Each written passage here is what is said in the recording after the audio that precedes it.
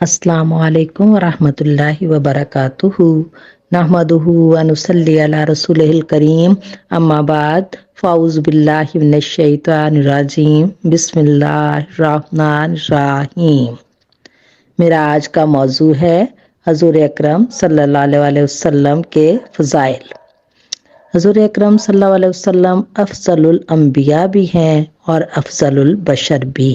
انہی کی ذات اقدس میں انسانیت اپنے کمال کو پہنچی، وہ انسانیت کا اعلیٰ ترین نمونہ ہے۔ آپ صلی اللہ علیہ وسلم کی سیرت ایسی مقدس اور پاکیزہ ہے کہ اللہ تعالیٰ نے قرآن حکیم میں اس کی قسم کھائی ہے۔ حضور صلی اللہ علیہ وسلم نے جب مشرکین مکہ کو کھلے میدان میں چیلنج کیا تو انہوں نے اپنے تجربوں کی روشنی میں یہ کہا کہ آپ صلی اللہ علیہ وسلم صادق اور امین ہیں۔ اللہ تعالیٰ نے کتاب مبین میں فرمایا کہ آپ صلی اللہ علیہ وسلم اخلاق حمیدہ کے بلند ترین معیار پر فائز ہیں۔ جن اختلافی صفات کو قرآن نے فضیلت ٹھہرایا، سب سے بڑھ کر آپ صلی اللہ علیہ وسلم کی ذات ان سے متصف تھی، اور جن صفات کو ناپسندیدہ ٹھہرایا، سب سے زیادہ آپ صلی اللہ علیہ وسلم ان سے پاک تھے۔ روز قیامت سب سے پہلے رسول اللہ صلی اللہ علیہ وسلم اپنے روضہ اطہر سے اٹھیں گے۔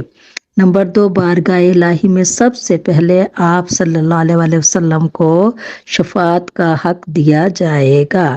نمبر 3، دربار خداوندی میں سب سے پہلے حضور اکرم صلی اللہ علیہ وسلم کو سجدے کی اجازت دی جائے گی۔ نمبر 4، سب سے پہلے آپ صلی اللہ علیہ وسلم کو اللہ رب العزت کا دیدار نصیب ہوگا۔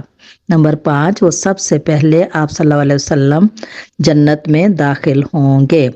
رسالت مآب حضرت محمد مصطفیٰ صلی اللہ علیہ وسلم ہی کی برکات ہیں کہ آپ صلی اللہ علیہ وسلم کے طفیل روز قیامت سب سے پہلے امت محمدیہ کا حساب ہوگا۔ یہی امت سب سے پہلے پل صراط سے گزاری جائے گی اور تمام امتوں میں سب سے پہلے جنت میں داخل ہوگی۔ روز قیامت حضور اکرم صلی اللہ علیہ وسلم کے پیروکاروں کی تعداد تمام انبیاء کی امتوں کے پیروکاروں سے زیادہ ہوگی۔ آپ صلی اللہ علیہ وسلم کی عظمت و رفت کی روشن دلیل اور آپ صلی اللہ علیہ وسلم کی سیرت طیبہ کا ابدی اعجاز ہے کہ محمد سے وفا تو نے تو ہم تیرے ہیں، یہ جہاں چیز ہے کیا لوح قلم تیرے ہیں۔ وہ جن کا ذکر ہوتا ہے زمینوں آسمانوں میں، فرشتوں کی دعاؤں میں، مؤذن کی اذانوں میں۔